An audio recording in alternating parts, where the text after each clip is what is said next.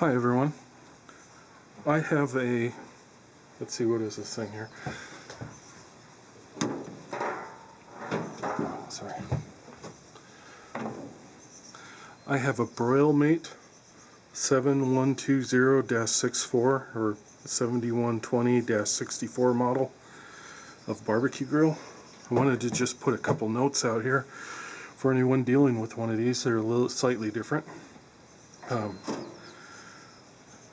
The very end of your grill tubes here, they actually go on a set screw at the back of the, well, like a screw at the back of the barbecue, and they have a cotter pin that goes on them. Most of my cotter pins were corroded away and long gone, and the kit I have doesn't seem to have them, but just be aware you might want to get cotter pins if they're not listed in your kit, because they just slip. At least this one slips on.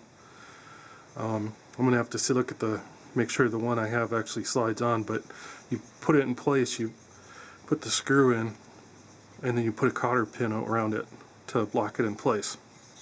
The other thing that was a little bit unusual is so this is what it looked like. Here's a burner. There's 4 burners, and this is the carryover tube, and these just slide in here and they slide in and out, as you see. They come in and out, slide easily, and just sit there. But the other part is at the bottom there are 2 igniters that come up the bottom, and they just sit in here. So there's one there, and there's one here. There's a hole, and it sits there. So you got your burners going through, and you got that, and the igniters are down here. I accidentally pulled this one out. They just sit there.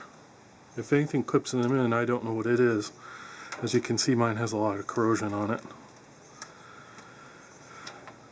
I may have to look and see if I need to replace that. Also, when I was picking mine up, this end seemed to come off. So let me hold my hand behind it to give you some.